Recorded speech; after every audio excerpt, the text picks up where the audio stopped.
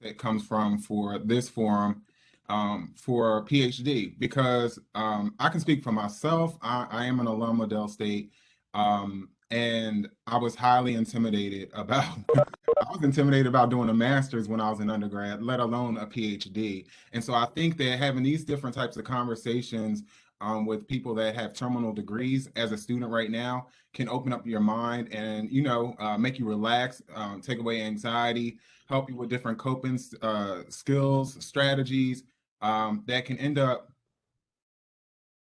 I'm still letting people in. I apologize. That can end up inspiring you to actually go on the PhD journey. So I'm going to go through just a little bit of, I guess you would say, All right, y'all, housekeeping. chill out. Oh, Anwar, mute yourself. So yeah, so I'm gonna go through a little bit of housekeeping and then we'll get right into it with the different questions. Share. Oh, did he ask us to turn our camera on? Cause, okay. I'm like, don't think I will. Hi, can you mute your mic?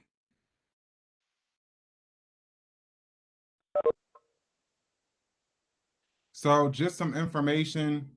Of course, the first student engagement forum was last week. The room actually automatically locks at 11:05, and then we ask for you to have your camera on, especially for professionalism when you're interfacing with the guest, asking questions, things of that nature.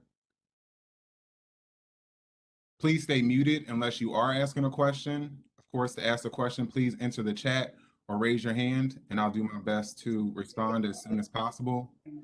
And then also, if you could follow the Office of Student Engagement, which is putting this on, as well as the DSU CAS 1890s Ag Scholarship Program.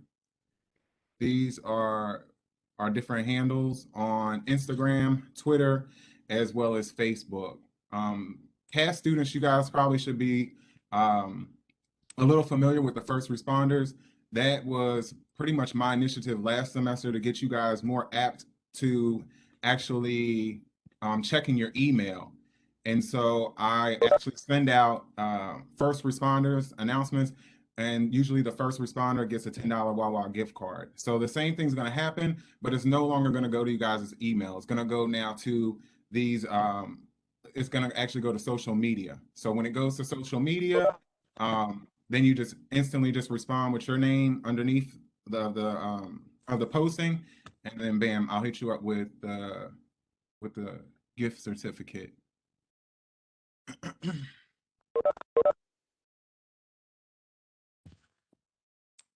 Another reminder, this is the DSU CAS 1890s Agricultural Scholarship Program.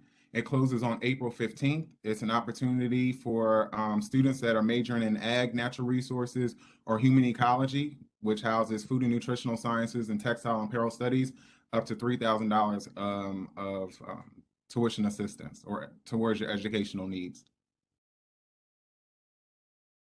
And then the next DSU CAS OSC event is February 1st with Ms. Troy Darden, and she's going to cover effective communication. If you're interested in the Black Male Initiative, please please email me for more information. And then from last week, the $10 Wawa gift card winner was Jason Ria. So Jason, I think I saw you sign in. I also do have your cell phone number, and I will connect with you for a time for you to actually come by my office to pick up your gift certificate. Well, yeah, gift card.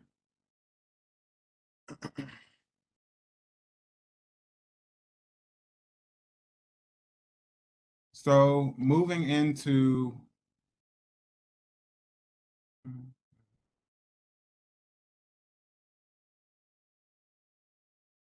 why PhD. So we have some very distinguished guests here that are going to talk to you guys, pretty much about the PhD journey, while they went on the journey, as well as how it's really advanced their career. And so I'm just going to get right into it. Dr. Antoinette Todd, can you just say who you are, where you work? Uh, yeah, who you are and where you work. Good morning, everyone. My name is Antoinette Todd. I am a '08 graduate of Delaware State University.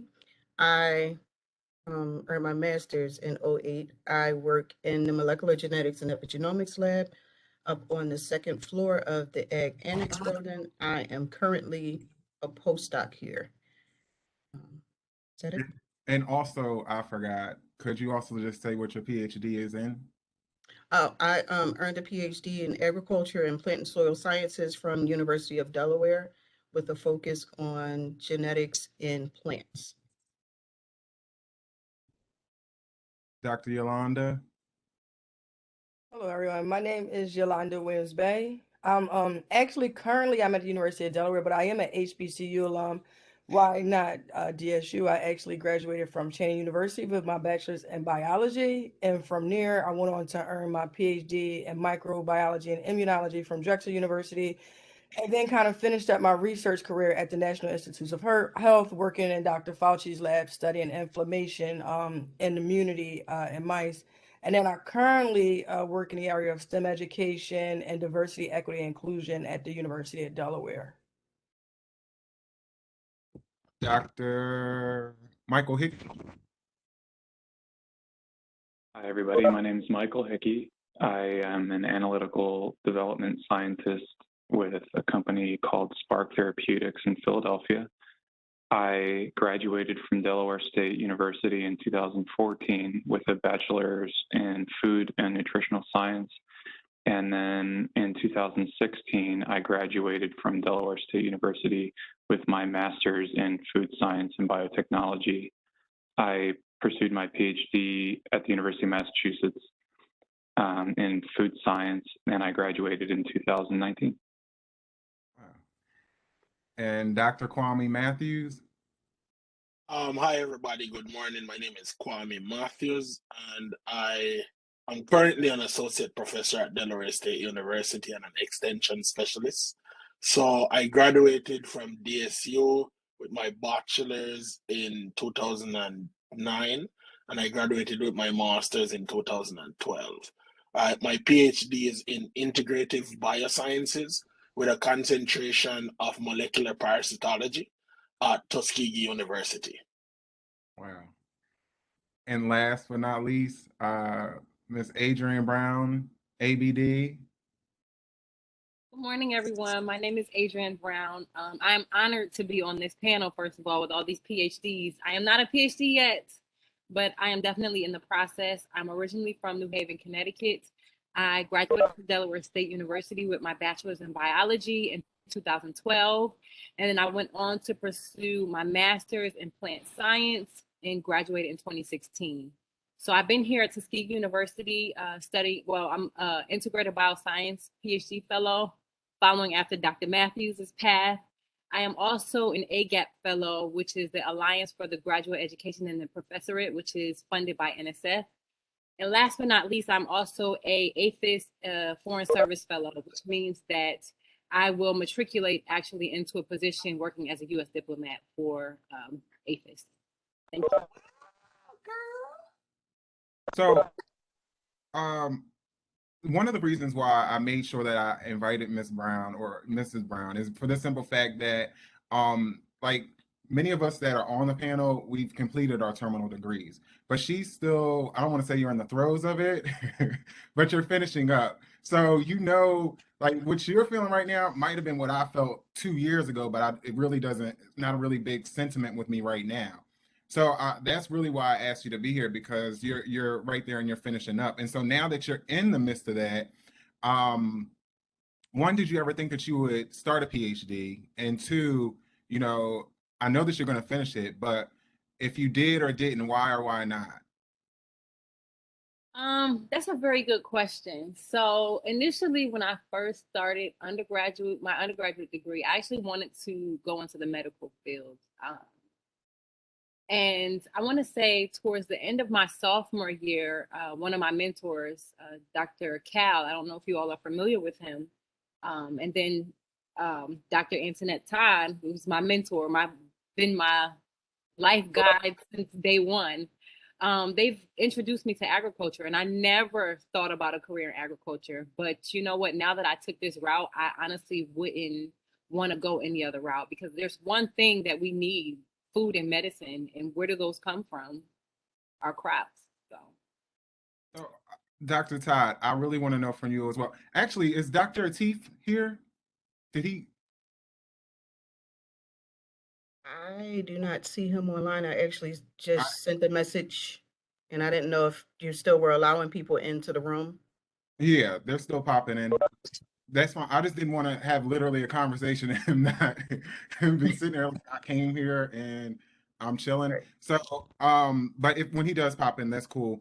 And so my question is for you, Dr. Todd, because I used to always ask you when you were trying to get me to do my doctorate, like, why are you doing this? So, and I'm asking because I love your reasoning. There was opportunity. So initially, I didn't know that I wanted a master's. I didn't know I wanted a master's degree until I saw there was an opportunity. I actually found out about this program when I went to my now husband, who's on the line too. I went to his bachelor's graduation from Cheney University. A lot of us online are from Cheney University right now. So I went to his graduation and I saw one of my old advisors there, Dr. Gooden. So Dr. Gooden told me about this program called Bridge to the Doctorate. And what that did was that opened up the opportunity for me to earn my master's degree here from DSU. And after that opportunity, then, like Adrian mentioned, Dr. Cowell, who was my advisor for my master's degree, he had funding to send me to pursue a PhD at University of Delaware. It's an opportunity. I'm here. I have the time. Why not take that opportunity? So that was really my thing. And of course, as you know, Dr. Meredith, there was a lot of gaps in between my time in school, but that didn't stop me from finishing. So, yeah. Okay. And just one more, Dr. Hickey, can you let us know why you pursued a PhD? Of course. For me, I'm sorry, go ahead. No, I was just gonna say, I'm remembering back when you left Dell State, and you started in Massachusetts, and we had talked, and you had said, you know, how well prepared you were, like you were ahead of the game, you were enjoying the PhD program. So, with just connecting that energy, do you feel as though, you know, did you know or did you think that the PhD was going to be in your journey? Yeah, actually, that's so thoughtful that you remember that, because it's true. I did a lot of research when I was an undergraduate at Delaware State, and I did research during my master's. And you know, everybody starts talking among themselves when you're students. Are you going on for your PhD? Are you going on for your PhD? And everybody basically is worn out and says, I don't think so. I'm ready to get paid finally, right? But basically, my mindset for the PhD was, I'm going to apply to schools that if they accept me, I can't say no. I'm not going to apply to schools that if they accept me, I'm on the fence if I want to even do that with my life or not. So I was accepted to the University of Massachusetts. It's a very strong program in food science. And at that point, I knew I can't say no. So that was the deal that I made with myself. I was only going to do something that made me feel fulfilled with my living, and then I went for it. Cool. So I see Dr. Atif just logged in. If you could introduce yourself, your name, employment, year you graduated from Dell State, and what your PhD is in. Good morning, everyone. My name is Samia Tiff. What year? 2012, I graduated from Dell State. Currently, you know, my field of choices, I'm working in schools. I work at an independent school, do a lot of equity work, also teach mathematics as an adjunct level, been a researcher as well. I forget the other questions for intro. So I'm happy just to join this. I'm joining in a bit late. No, it's no problem. Welcome, and thank you for being here. So my next question really centers around personal potential. I know for me, I knew sometime in my lifetime that I would actually earn a EDD or a doctorate degree. And so I knew that it was definitely a part of my personal potential. I knew that I would be lacking and or regret the fact that I did not either attempt and complete it. So with that question being said, did that play a role, Dr. Williams Bay? Did your personal potential ever play a role in pursuing the PhD journey? Yeah, my personal role probably did play a little bit in me pursuing a PhD or a terminal degree for that matter, right? I just want to take like and answer that question. I got to take it back a little bit, kind of echoes some of the things that my other panelists have already suggested. I think a lot of times, I was first generation African American, not used to being in an academic institution. The first time we step foot on campus, we know we like science.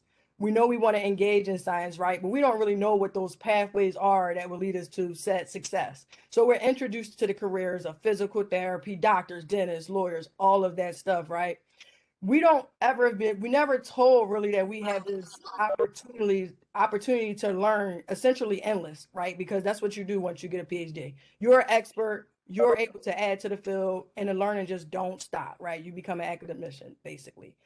So I think it has ultimately led to me fulfilling my potential, but I did not know that in the beginning, right? Mhm. And I think the other thing that was so key, what Dr. Todd said, is that we don't even know these opportunities exist. And I think one thing that is great about a STEM PhD in particular is that you essentially get education on top of education for $0. Like, I think that's one of the only fields where you can do that and actually put yourself at an economic advantage as opposed to a disadvantage, right? And I think those are the things we don't talk about. So yeah, potentially wise, I knew I had the creativity to be a scientist. I knew that I enjoyed it. I enjoyed that creative space to do as I want and I please, but I don't think I really fully appreciated it and actually see the potential until now, 15, 20 years after the initial journey at an HBCU, right? Where they tell us like we can do this. Most definitely.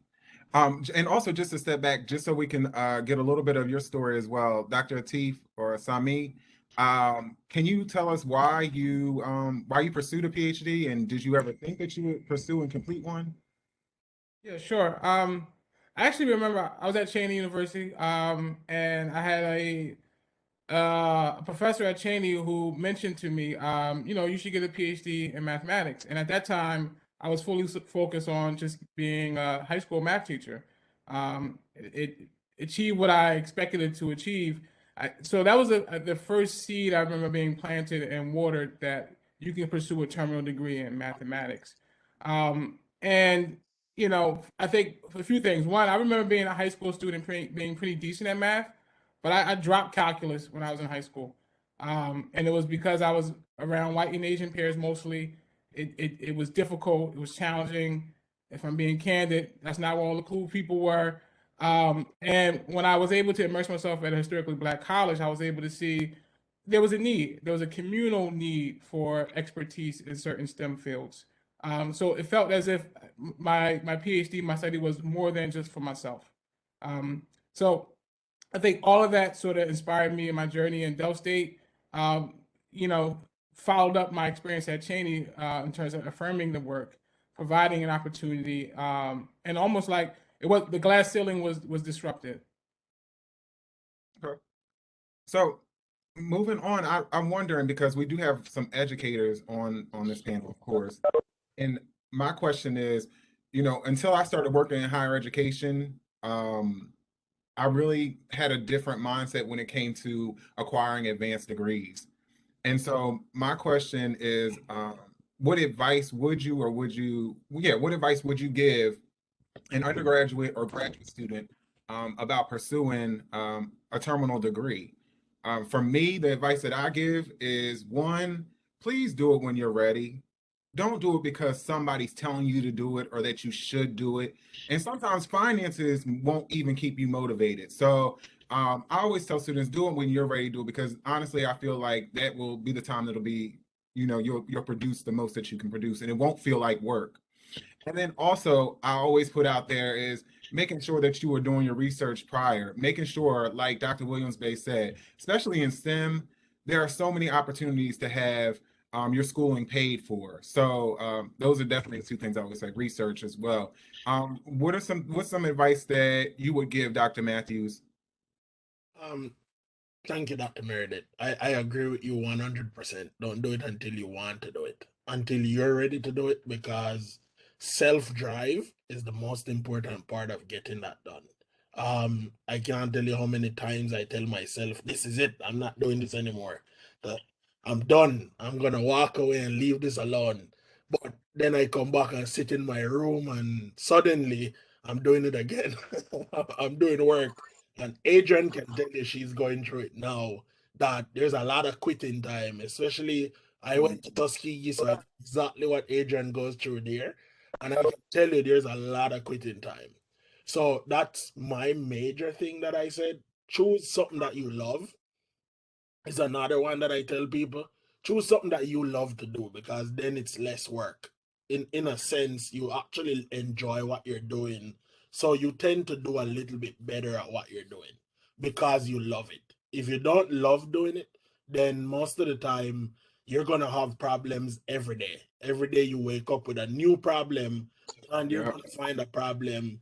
And I know I'm gonna stem into one of your questions. select Also, an advisor Select an advisor. When you think about a PhD, start thinking about what your advisorship is going to look like.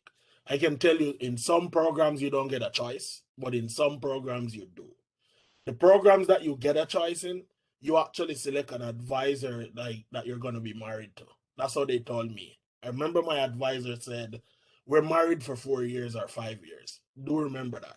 No matter what happens, we're going to stay married or you're going to leave this relationship. That's what she told me.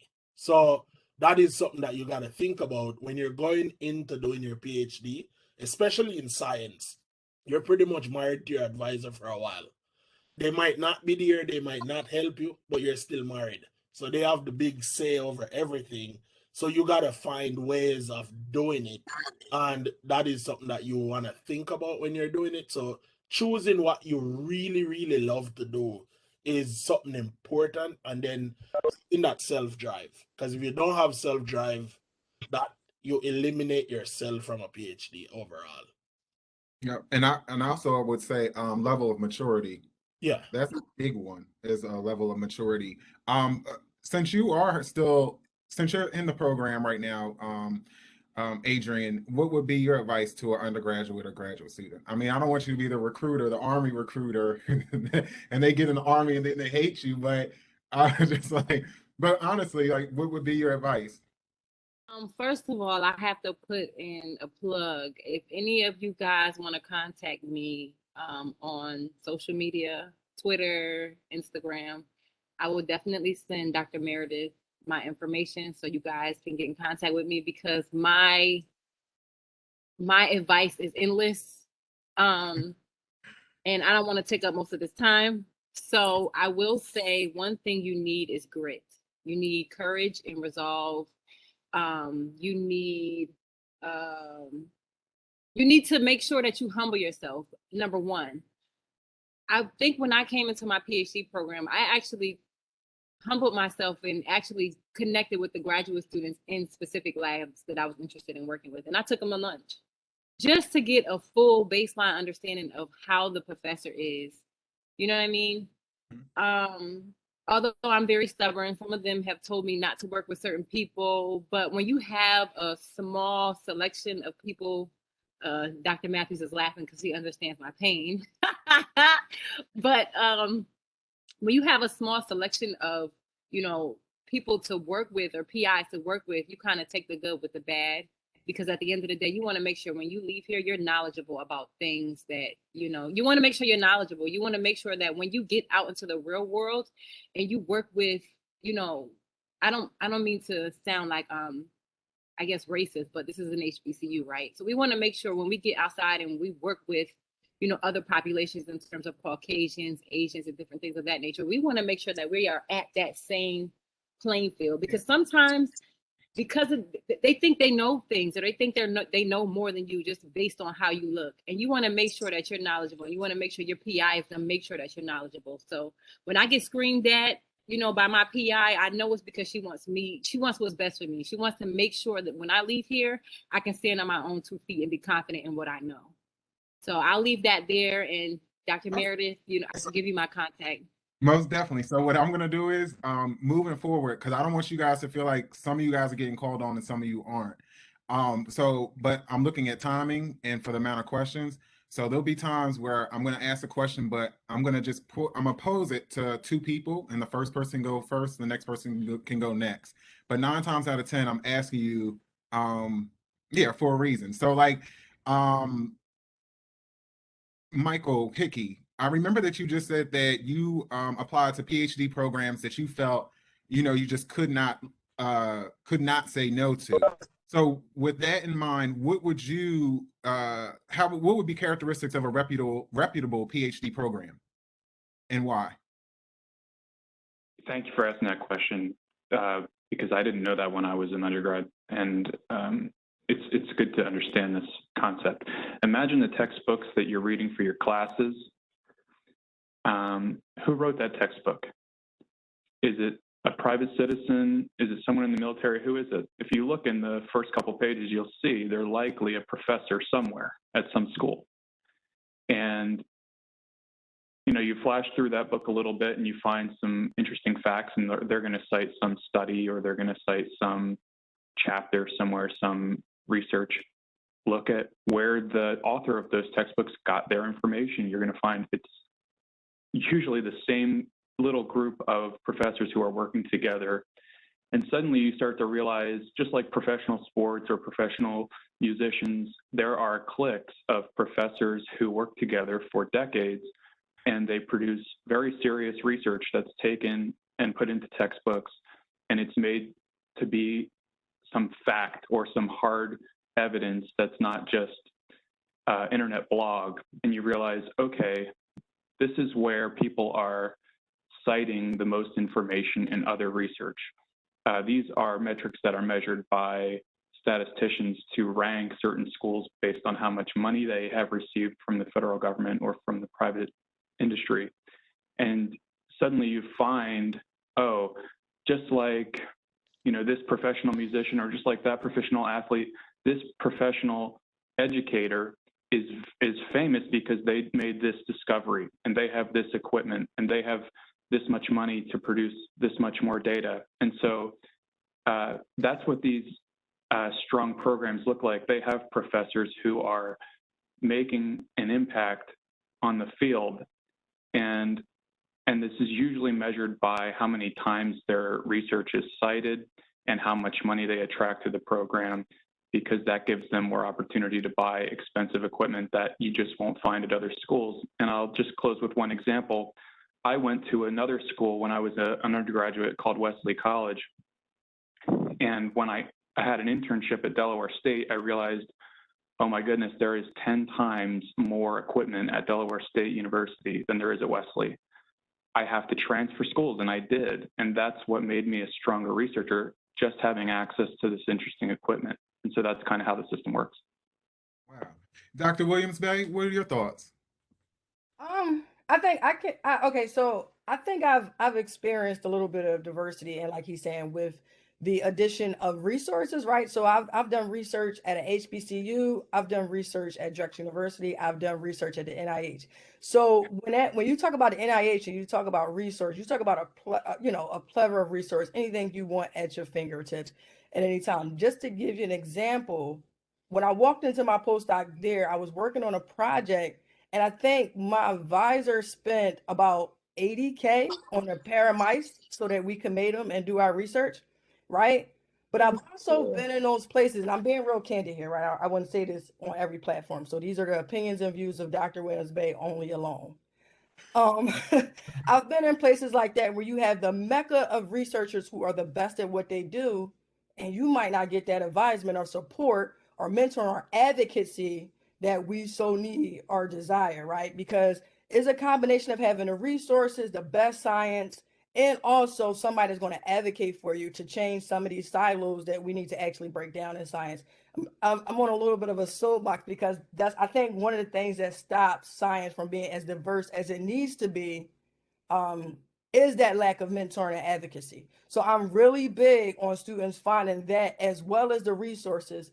Very hard to find, kind of like finding the perfect mate of sort.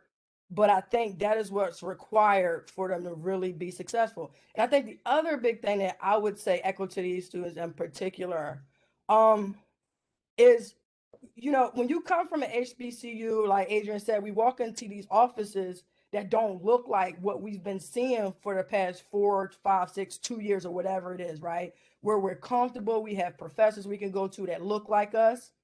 I think one of the things that needs to be said is that there is a such thing as imposter syndrome, and we get to these spaces where people feel like they don't belong or they're not qualified to be there. So I think that was something that probably isn't on point with the question you asked me, but I just wanted to get out to students. Yeah, it's all In good. general, right? I You was don't. watching your face and I saw so much that I just wanted to know about. So Yeah, that's yeah. So I think that's what I think is a combination. I think it's hard, and I think a lot of panelists already talked about it, right? And I think that one thing that I was not ready for when I went to grad school was that cultural aspect that I spoke upon, right? You don't really, if you when you don't even know the opportunity exists in the first place, and then somebody say, "Oh, you can pursue a PhD," and you're like, "Yeah, I got the qualification, I can do it." I don't think we realize sometimes whether we're not ready or we haven't been prepared well enough what that cultural change looks like. mhm. Why, Feels like. are our colleagues in the lab from 9 to 9? What's happening there? What is it going to feel like when 90% of the time you walk into the room and you're the only one? And you could be the only woman, you could be the only male, you could be the only African American, right? That could take on a whole lot of different complexities, just saying what you are the only one. But it's definitely not that same comfy feeling as an HBCU. Once you get out there, you start to mix a little bit. And it's not that everybody is not nice, it's just the obvious, right? You walk into a room and it is what it is. So switching gears, because we talked a little bit about advisors and the importance of them because they let you in and they let you out, actually. Uh, so for me, uh, one thing I've always told students is that when you get ready to go to graduate school, first make sure that you're looking at the faculty, look at their faculty profile, see what type of research that they're conducting. Are you even interested in that research? If you are, does your research interest, is it a marriage or not? Because 9 times out of 10, of course, you have to have an advisor, meaning somebody has to pick you up in that program to be your advisor. So Dr. Atif and Dr. Todd, one at a time, but can you guys talk a little bit about selecting an advisor or how your process was?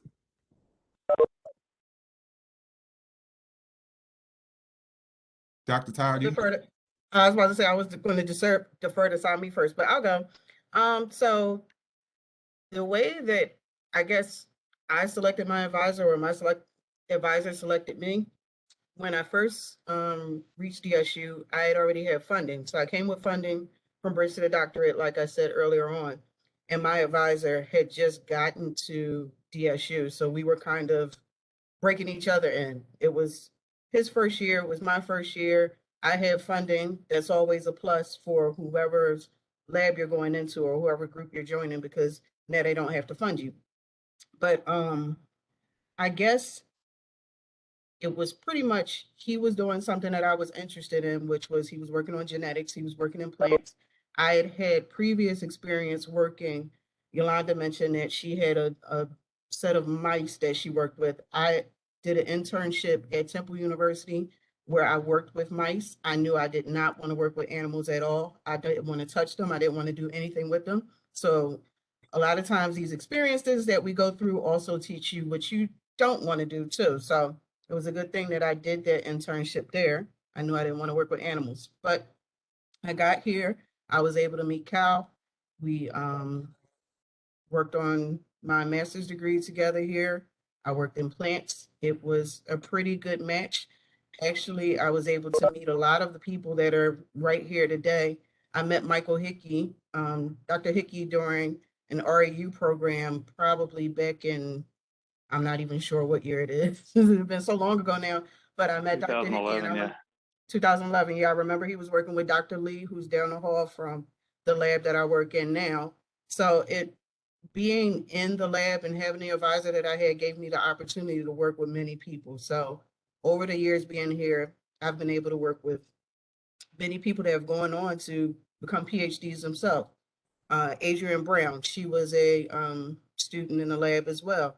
She stayed here, she got her master's, and now she's going on to Tuskegee University. We keep in touch with people for years and years after this. So depending on who you pick as your advisor, sometimes you might feel like they're pushing you to do stuff that is outside of your project or PhD.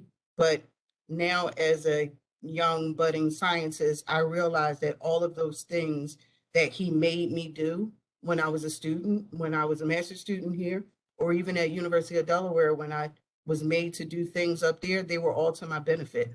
And now I'm using all of those tools and techniques as a postdoc and scientist now. I So call her every day. She is does. Sami here? Yeah, I'm here. Okay. So, So you don't have to talk about your advisor because she did a really good job. But I do want to know, when was the pivotal moment you realized that you were in a doctoral program and one of the only ways out was to do scholarly research? ooh, that's a tough question. So I'll be a bit vulnerable. First of all, let me shout out my advisor, Dr. Dawn Lott. Just to carry forth that conversation, you're going to find advisors, official capacity. You're going to find mentors. You're going to find family, and sometimes they overlap, and sometimes they're absolutely distinct. And I think that's an important, component to this. If I'm being candid, I think I came out of West Philadelphia, and although my circumstances weren't the worst, pursuing a terminal degree and finding what my profession would be wasn't a clear trajectory. And for so many of my peers and for so many other Black men, the prison system is part of the maturation.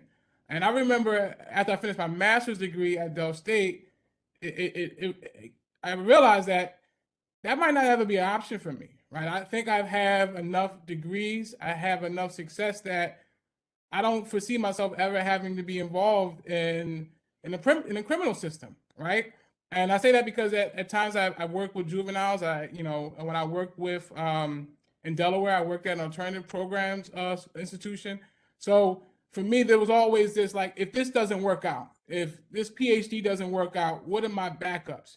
And oftentimes, if we're being honest, for so many people, there's a reality of like, I don't know where my life is going to go. So there was a certain point after I finished my master's degree, and it's sort of the light at the end of the tunnel became brighter and brighter and brighter. And I think that helped me push forward. And I think we mentioned earlier, I remember being at Del State and literally thinking about quitting every night after these 7 p.m., 8 p.m. graduate courses.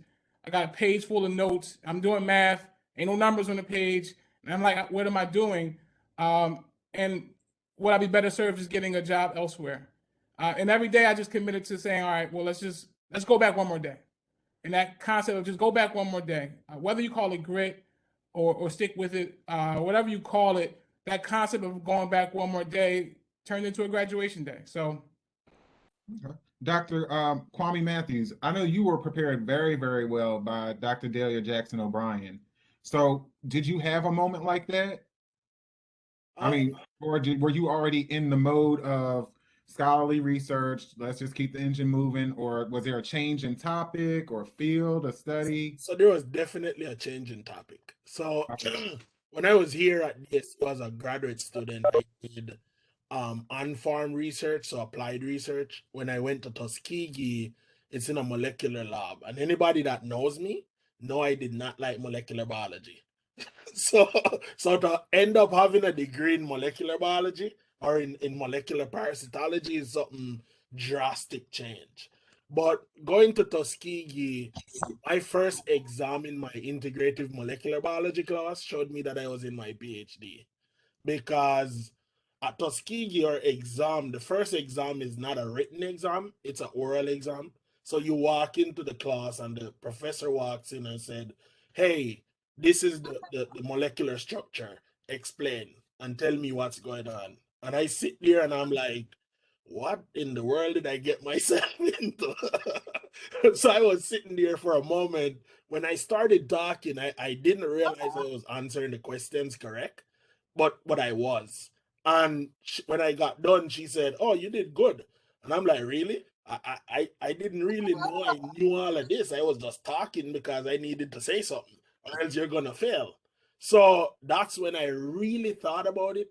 And the director for the PhD program actually taught integrative biosciences there, and her method of teaching is different.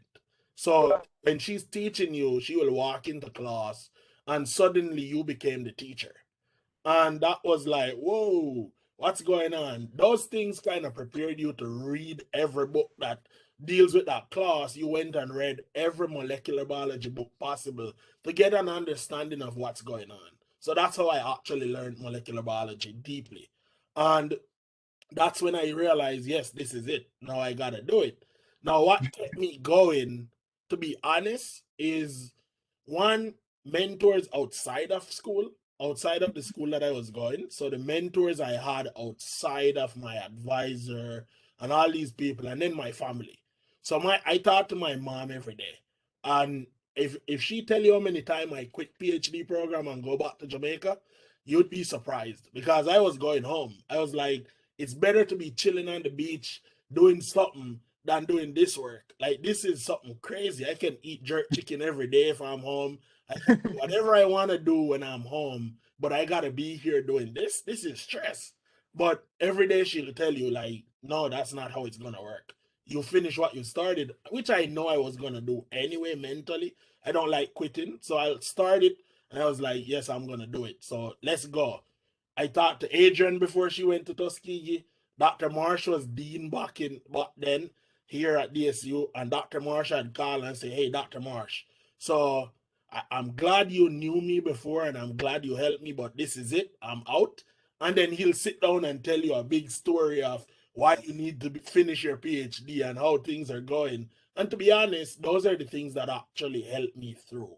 Because without all of that, I wouldn't have had a PhD.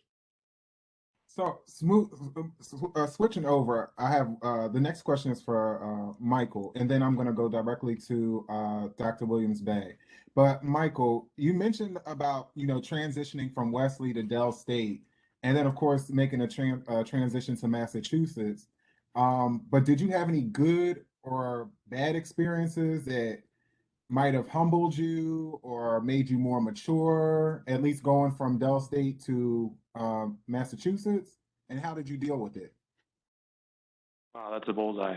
That's a bullseye, Alex. Yeah, when I got to Massachusetts, I received a project that two graduate students before me had been working on before I ever even applied to that school. And so the professor said, "Mike, here you go. Here's all the data, excuse me, that these students have. You're going to use that to build the next brick in this building, and you're going to make the study your own." Well, what I found was not only did I not know who those people were, I don't know how they got their numbers, and a lot of that information was flawed, and it made things very difficult for me for about 6 to 9 months. I had to redo everything that they did, only to find out, unfortunately, that they didn't do that properly, and that really hurt me, spending hours and hours and hours only to find out that the system wasn't working and it wasn't my fault, but I still had to deal with it. That really humbled me. And in the end, when I did finally graduate, I was prouder for it, but it made things a lot harder for me that my classmates weren't having to deal with. Mm, I understand. So, and the next question is really in Dr. Williams Bay's lane. Um, and my question is, since you went through the process, and I know that you also work with students currently, what would be some coping mechanisms that you would suggest getting through, well, the master's and as well as the doctoral process? Um, some of the good. I think one thing is you have to be kind to yourself. I think going through both of those processes, you have to be willing to work hard, but be kind to yourself to the point where, and we've been saying it over and over for the last 5 years, it is a journey. And I think once you realize that, it becomes a little bit better, right? Things are not, just, taking an example from Hickey, things are not going to work out all the time. Sometimes, and it's not really, it could be your fault, that person's fault, whatever it is, it's just not going to work. Sometimes it's going to be really well, sometimes it's going to be really sucky, but you have to be kind to yourself and you just have to work really hard. And you also have to always go back to your why. Kind of like what you said earlier, Dr. Meredith. One, you have to know before you even enroll in a graduate school, you should know why you're going. What's your own personal mission statement? What do you want to give out of this? What kind of service or thing you're trying to give back that you can only get if you go this route to get a master's or a PhD. And during that process, like I said, just understand is a journey. You have a goal, is a reason why you're going through this process. Be kind to yourself and just continue to move forward, right? I think Kwame said it. Every day you want to quit. Like that, I think that's just a synonym for life. Like some days we just don't want to get up, but you keep moving. And also, you also got to know once you enter that process, you've been accepted by everyone else. It's just you getting the work done and doing what you got to do and already know that it's worth it, not worth it to just do, but everyone else is going to come behind the door after you. A lot of days, nowadays, now I'm on this side of this journey after all the hard nights, after 6 months, 9 months writing a dissertation for 18 hours pretty much around the clock. I understand that this is not even about us. So a part of my own personal missions, like Dr. Tiff said, there are people out here who need us to keep doing it, right? That's why I always like doing panels like this, especially at a HBCU. People need us, we need us. Just, be kind to yourself and just keep pushing. So, because we're going to be wrapping up in a minute, but I just want everybody on the panel, while I ask this next question, at least to be thinking about this. And the last question is, can you describe in what ways the PhD journey has helped you grow either professionally or personally, but not in sentences, maybe 5 to 6 words, even if they're just adjectives. But that's something to think about. But before that, I'm really big on relationships and bonding. Because the whole cohort thing, I know that's how we got through. Because every time somebody was getting ready, every time somebody was moving on, I knew I had to move on too, no matter how I felt, because we had been bonded. And so, even after that, for me professionally, I'm extremely close to my cohort members. So, for any of you guys, if you want to, anybody can chime in and talk. Are you still in contact or in close relationships with any cohort members personally or professionally, and or how does that function for you now that you are, done with your terminal degree? I can say I'm in contact with most of them. And at Tuskegee, we kind of have a whole bond that goes on where everybody's on an email. So everybody that graduated from the first cohort that went to Tuskegee, we are all on one email link that we all can communicate with each other. I still talk to the people that I graduated with or worked with. Most of the time, either from lab mates or the ones that literally went through every step when I did, because we needed that. We needed each other. There are times when we just couldn't make it without each other. And then now we do research, and I do parasitology research. Another one does more of molecular biology, just straight molecular biology. Another one does cancer research. So we bounce ideas off each other in order to make our ideas a little bit stronger. So that's how we kind of work together. Okay. Dr. Hickey? Oh, who's Okay. next? Who's next? Was there No, you, no, Dr.? I was gonna No, say go something, but ahead, you do. chime in. Make it organic. Go ahead. Me? I was going to say that I didn't, as a master student here, I didn't come in with a cohort, so there wasn't another graduate student in the lab with me that I could, you know, just talk to all of the time. So it was kind of lonely as a master student and even during the PhD because I was, although I'm going to say a little bit non-traditional because I had breaks in between my PhD. I was busy. There were 2 children that came during my PhD, so I didn't have the luxury of being in the lab at University of Delaware. And then I did all of my research here at Del State, although I was a University of Delaware student. So even then, it was kind of a different type of a cohort because I would talk more with the students here at Delaware State than at University of Delaware, where I was actually a student. So I became very close with them.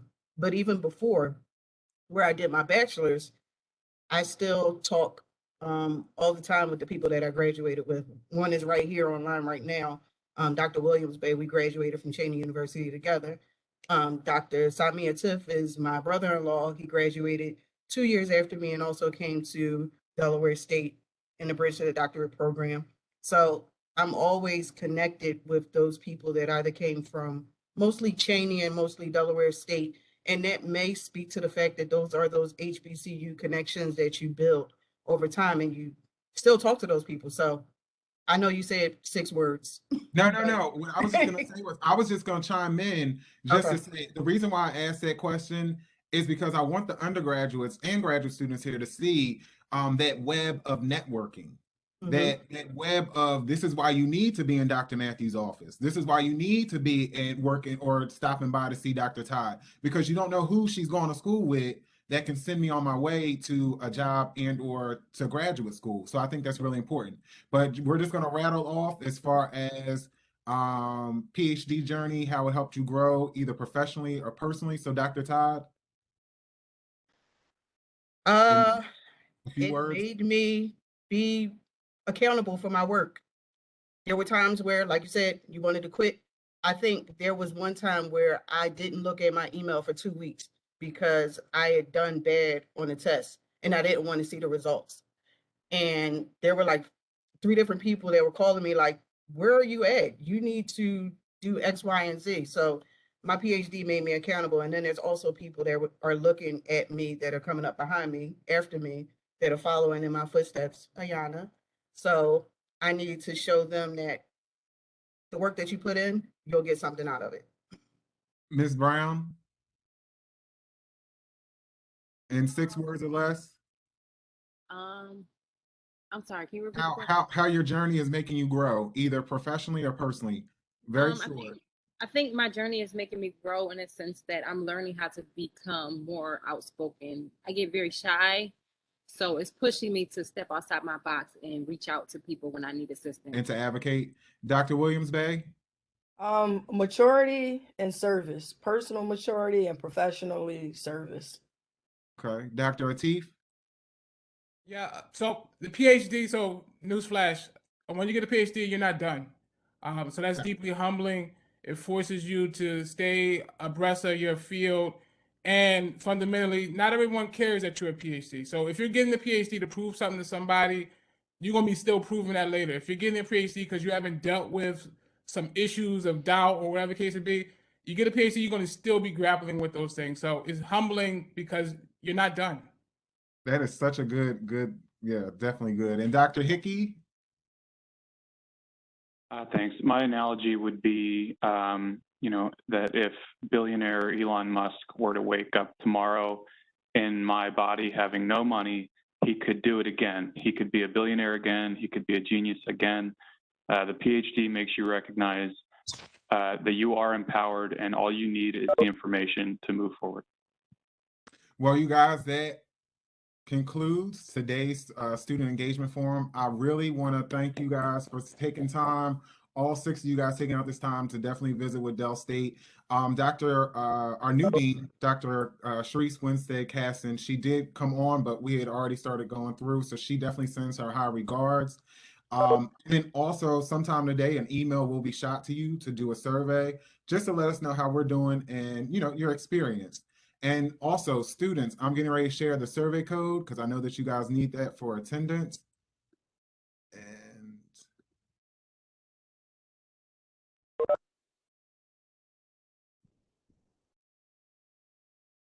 And so this is. We're talking about wanting baby and not wanting baby. All right, so this is the survey code.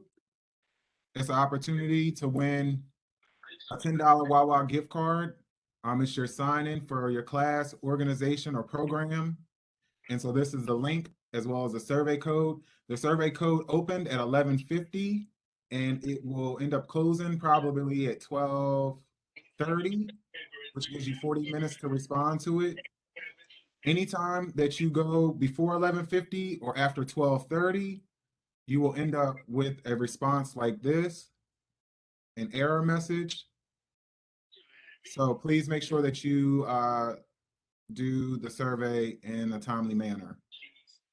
Again, I want to thank our panelists. I really enjoyed myself. I hope that you guys enjoyed yourselves. And again, thank you so much for participating. Thanks a lot for having me. Thank you, Dr. Meredith. Guys, They just put in there that animal also, this is being recorded, so it can be found on the Office of Student Engagement's website. Okay. Can you drop the link in the chat? is not that bad. Or you want the link